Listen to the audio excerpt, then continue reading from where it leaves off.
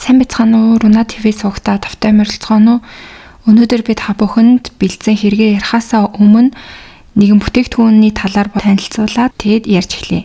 Солонгос улсад сүүлийн үед олонний танил болон оддуудын дунд нэлээд алдартай болоод байгаа биеийн жинг бууруулахад дэмжлэг үзүүлдэг MaxGuard Pro гэдэг бүтээгдэхүүнийг танилцуулж байна. Энэхүү бүтээгдэхүүн нь хоол идсэний дараа цусан дахь сахарын хэмжээг тэнцвэржүүлэх, мөн дасгал хөдөлгөөн хийх эсвэл хоолны дэглэм бариад эрч хүчээ алдаж ядарсан хүмүүст эрч хүч нөхөх, мөн хөссөн хоолоо идснийхээ дараа тус бүтээгдэхүүнийг хэрэглэснээр өөх тос нүүр сусыг задлан биеийн торимтлуулахгүйгээр жин хасахад тусалдаг бүтээгдэхүүн байна. Та бүхэн бүтээгдэхүүний талаар орц найрлага, дэлгэрэнгүй мэдээллийг нь бүтээгдэхүүний Facebook болон Instagram хуудаснаас нь авч болох юм байна. Сайн бацхан уу, Руна ТV суугатаа тавтай морилцгоно. Өнөөдөр би та бүхэндээ Солонгост гарсан нэгэн хэргийг ярих гад бэлтгэлээ. 2003 оны 6 сарын 9-ний оройны 10 цагт Солонгосын Бүчон хотын Вомми дүүргийн Вомми дундах нэгэн вилла маягийн байрнуудын хороололдонд гинэт чанга орилолдоон суйратдаг. Яаж ингэж чадж байна? Намайг зээлийн хар жагсаалтанд оруулчихсан байна штэ.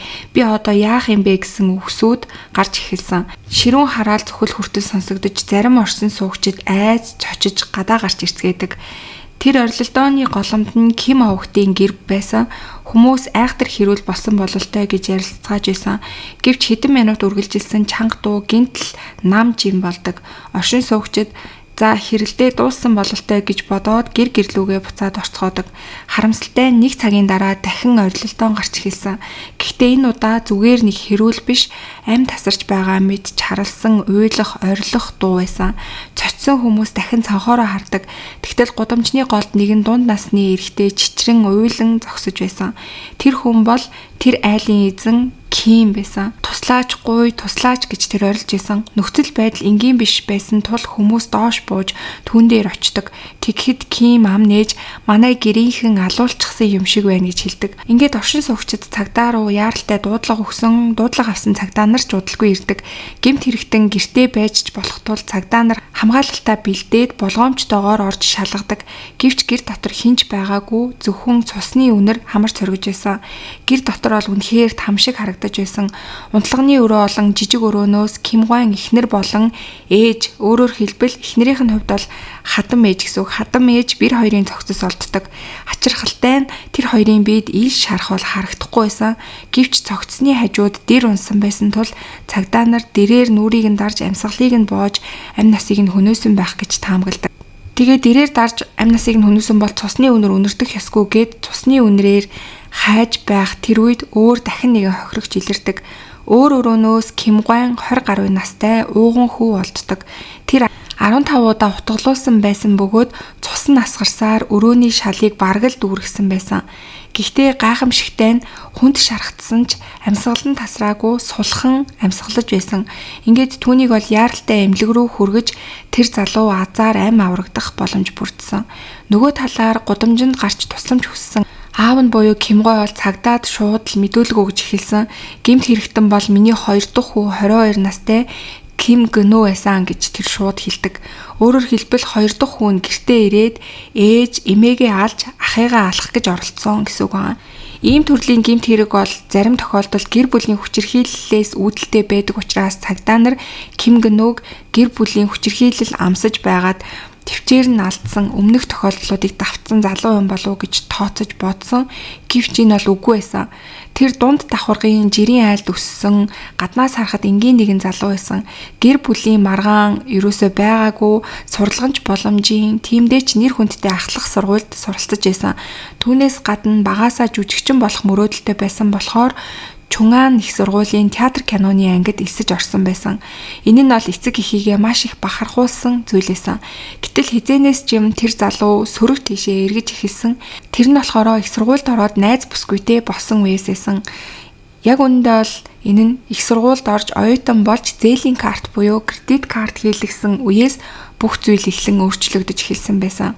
Анх бол тэр найз охинтой болоод болзоондоо хэрэглэх мөнгө хэрэгтэй гээд зээлийн карт бол хийлгсэн.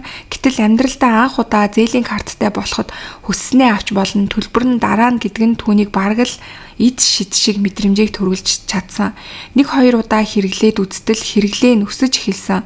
Эхлээд энгийн хоол, кинонд хэрэгэлдэг байсан бол өдөр ирэх тусам мөнгөний хэмжээ нь нэмэгдэж илүү тансаг газар найз охиноо дагуулж яван илүү үнэтэй зүйлээр дайлдаг болж эхэлсэн. Тэгээ найз охиных нь баярлж байгаа мэдрэмж бол түүнд маш их таалагдж эхэлсэн. Найз бүсгүй нь баярлаж гайхаж байгааг хараад өөрийгөө том хүн болсон юм шиг мэдэрдэг байсан гэж байгаа. Дараа нь Ким Гэнүү зогсолтгүй картаа ашиглаж эхэлсэн. Ингээд түүний зээлийн үр хоримтлагцаар нэг л мэтгэд картынх нь нөр 40 сая воныг хот авсан байсан. Тэгээд картын компаниас өдөр бүр шахам уцтаж эхлэхэд л тэр нөхцөл байдлыг ноцтой хэмжээнд очисон гэдгийг ойлгож эхэлсэн. Ким Гэнүүгийн хувьд бол оюутан байсан учраас мэдээж зээлийн өрөө дарах хэмжээний мөнгө олох боломжгүй, эцэст нь өрн улам өсөж түүнийг аав нь нуруундаа үүрхээс өөр аргагүй болдог. Ийм хэмжээний мөнгөний зээл дунсан гэдгийг банкны компаниас аав руу залгасан учраас аав нь мэдсэн. Тэгээ энэ үед бол хүүн уйлж ааваа надад ганцхан удаа туслаач, энэ удаа л миний өрийг төлөөд өгчих, би дахиж карт хэрэглэхгүй гэж ааваасаа гуйдаг. Хүүгийнхээ өрийг зүгээр орхиж чадахгүй болохоор аав нь 2002 оны 4 сард бүр өөрийнхөө тэтгэврийн хуримтлалаа цуцлаж хүүгийнхээ өрийг төлж өгдөг. Энэ бол мэдээж аавынх нь хувьд асар том шийдвэр байсан. Тэтгэврт гарсныхаа дараа хэрэглэнэ гэж цуглуулж исэн мөнгөөрөө хүүгийнхаа өрийг дарсан гэсэн үг. Гэвч хүүн ухаараагүй. Тансаг амьдралын амтыг нэгэнт мэдэрсэн хүү энгийн амьдралдаа буцаж орж чадахгүй байсан. Тэр амьдрал чинь нэг л удаа шүү дээ гэсэн мэт дахин кредит картыг ашиглаж эхэлсэн. Өрийг тэглүүлснээс ердөө 8 сарын дараа өөрийнхөө нэр дээр 6 сая, аавынхаа нэр дээр 4 сая воны өрийг шинээр үсгэсэн. Тэр ч байтугай найз бүсгүйнхээ аавын картыг хүртэл ашиглаж ингээд нийтдээ бол 70 сая воны өрөнд дахиад ундаг. Тэгээ энэ үед болохоор зүгээр оюутан хүнд яагаад ийм их хэмжээний зээл авах боломжтой лимиттэй кредит карт бий болсон юм болоо гэж бол хүмүүс гайхна. Гэхдээ тухайн үе буюу 1997 онд Солонгост IMF буюу санхүүгийн хямралын үеэсэн. Тэгээд санхүүгийн хямралын үеийг даван туулах үеэр Солонгосын засгийн газар кредит картны зохицуулалтыг сулруулсан. Тэгээд картын компаниуд хэрэглэгч татахын тулд хяналтгүй шахам ямар ч лимитгүйгээр хүмүүст картыг олгож эхэлсэн байгаа. Орлогогүй оюутан байна уу, гэрийн эзэгтэй байна уу, хамаагүй ялахгүйгээр кредит картыг бол бий олгож өгч исэн. Энэ нь бол улмаар нийгмийн том асуудал сүлд болсон. Ким Гэнүүч гэсэндээ энэ урсгалд автаж картанд донтох хэмжээнд хүрсэн. Аав нь нэг удаа өмнө нь зээлийг нь төлөөд өгчихсөн. Тэр үед бол Ким Гэнүү ухаарах хэрэгтэй байсан боловч ухаарч чадаагүй. Өрн дахин дааж давсгүй болох үед дахин аав дээрээ ирж ааваасаа амийг минь авраач гэж гуйдаг. Гэтэл аавынх нь хувьд туслая гээд аль хэдийн өөрт байсан тэтгэврийн хадгаламжаа хүртэл цуцлаад түүнд өрийг нь дараад хүчгсэн учраас түүнд дахиж төлөх боломж байгаагүй. 2002 оны 12 сар гэхэд Ким Гэнүү гэрийнхэнтэйгээ бараг өрнөөс болж өдөр бүр маргалддаг болж эхэлсэн. Өрийг маань төлөөд өгөөч, тэр тийм хэцүү юм уу? Эцэг их хүмүүс байж яагаад хүүгийнхаа өрийг төлж чадахгүй байгаа юм бэ? Би зээлийн хар згсаалтанд орчвол хийн хариуцах юм гэж бүр аав ээж рүүгээ ууралдаг болж эхэлсэн. Энэ байдлыг нь харсан гэрийнхэн нь бол мөнгөгүй, тэгээд үүнээс гадна хүүгийнхаа энэ муу зуршлыг зогсоох ёстой гэж бодоод бид хизээч энэ өрийг нь төлж өгч чадахгүй гэсэн байр суурин дээрээ бат зогсож исэн.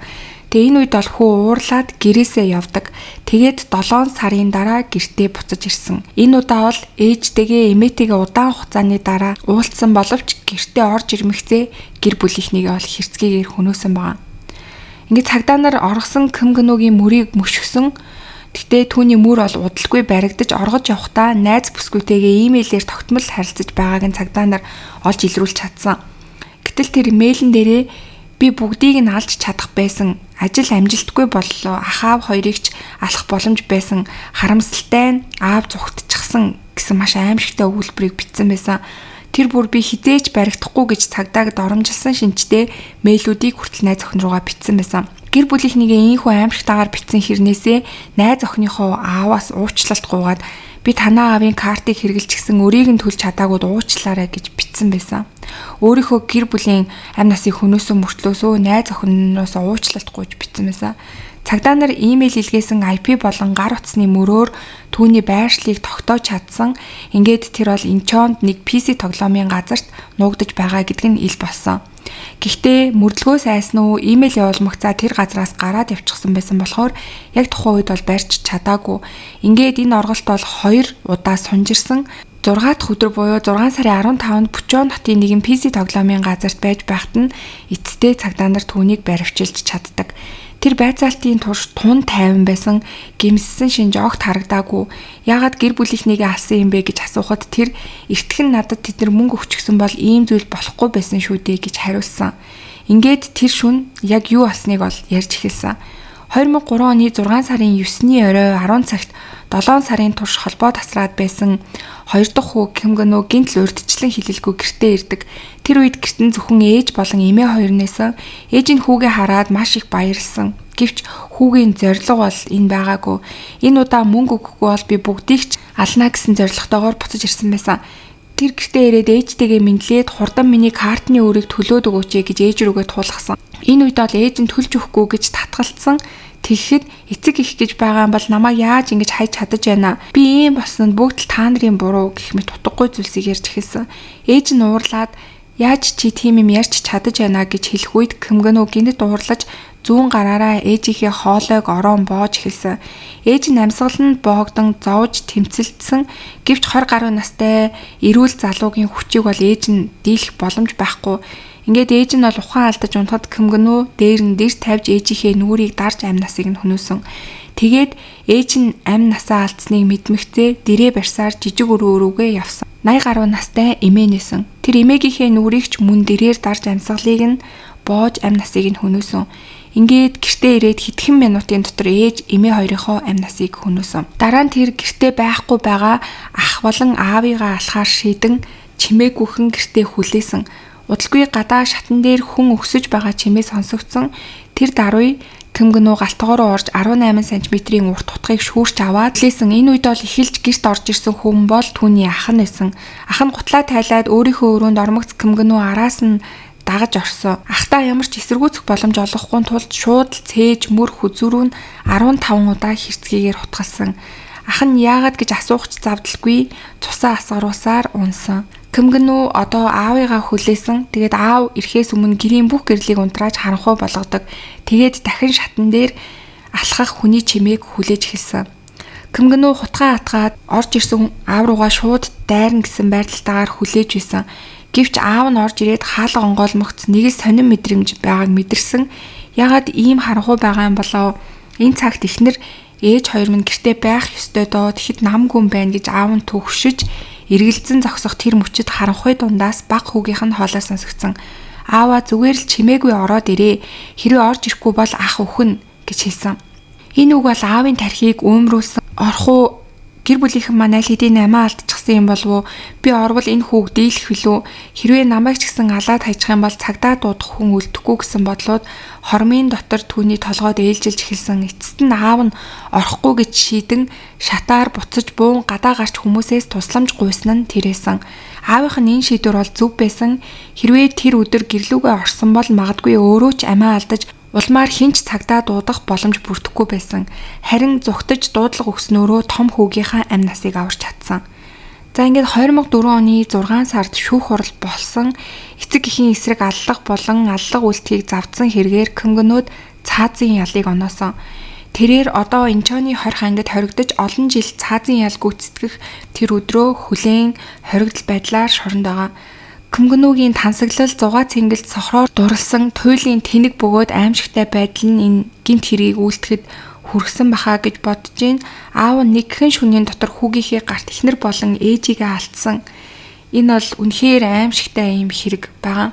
Тэгээ мэдээж аавынх нь хувьд бол зүрх сэтгэл нь маш их өвдсөн нь ойлгомжтой. Тэгээ азар том хүүгээ бол аварч үлдэж чадсан байгаа. Тэгээ ингээд өнөөдрийн энэ 5 хүнд бэлтгэж хүргэсэн хэрэг маань энэ төрөд өндөрлж энэ хэрэг бол үнэхээр ачлалгүй маш аимшигтай дураараа мөнгөнд хитрхи донтож шунснаасаа болоод гэр бүлийнхнийгээ огтхонч хайрлах өрөвдөх сэтгэлгүйгээр амь насыг нь хөнөөсөн маш аимшигтай юм хэрэг байлаа. Тэгээ энэ хэрэг дээр бол би үнэхээр ял нь яг зөв оноогдсон байна. Цаазаар авах ял гэдэг бол яг түүнд тохирсон ялын дэд хэмжээ гэж бодож байна. Тэгээ та бүхэн бас юу гэж бодож байна? Комент хэсэгт сэтгэлдээ бичиж үлдээгээрэй. Мөн сувг дээрээ лайк, subscribe дарахаа битгий мартаарай. Удахгүй бүгдээрээ дараагийнхаа дугаараар уулзцгаая.